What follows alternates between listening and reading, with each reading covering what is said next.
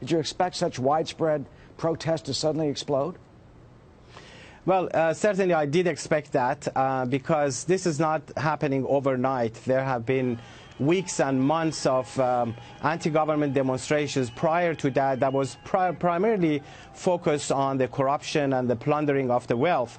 But the tipping point was on Thursday when in Mashhad, large demonstrations started focusing on Khamenei, the supreme leader, and Rouhani, the president, chanting death to Khamenei, death to Rouhani, and then it suddenly expanded to other cities. As we speak, so far, 80 cities have been engulfed in anti-government demonstrations. Just today, 37 cities were involved in the demonstrations against the regime, people chanting death to Khamenei, death to Rouhani, and they were saying we want independence, freedom, and an Iranian republic. That's the kind of government they like to see. And I think what you see is very reminiscent of the 2009 uprising, but I feel it's far deeper than that and a lot more promising. Because now on the top, there is a big rift among the different factions of the regime. Each faction is blaming the other. Second, in terms of the population, the discontent is so deep and widespread, and it expanded to other cities much more than it was in 2009. Third, there is an organized opposition. You know, the network of the Mujahideen Khalq, or the MEK, that's been active in Iran. This is the group that exposed all the major nuclear sites of Iran. That's the group that has been the main victim of political executions in Iran over the past 3 decades. Over 90% of those executions belong to this group, and most of the political prisoners right now belong to this group. Well, so that's your group, and the point is, the government, you know, one of the spokesmen for the government is blaming your group. They're blaming you for this unrest.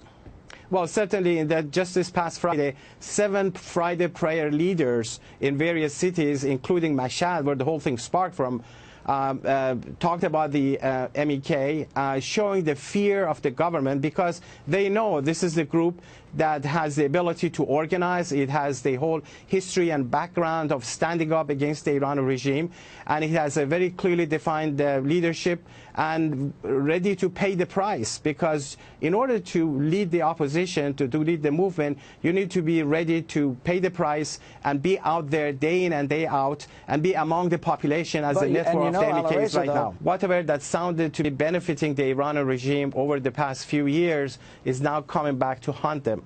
Because all the money that was provided to the Iranian regime that actually did benefit the Revolutionary Guards, did benefit their network in Syria, in Yemen, in Bahrain, and Lebanon, and other places, is now coming back to haunt them, because the people say that the money shouldn't go there. They're saying, you know, leave alone Syria, think about us. They're saying no Gaza, no Lebanon, you know, my life is for Iran, showing that they really want to see support of not just the President of the United States, but all of the free world.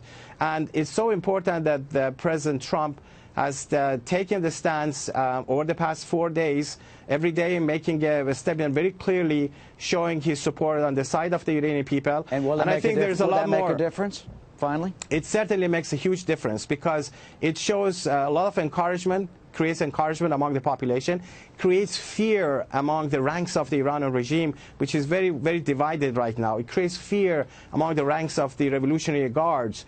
And I think that needs to be coupled with specific steps, not sending arms or troops or money to the opposition. They don't need that. But taking specific measures that would weaken the regime, such as designating the top officials of the regime as major violators of human rights, because they have been involved in the killing of so many people over the past few years, or imposing new sanctions that would limit the resources of the Iranian regime.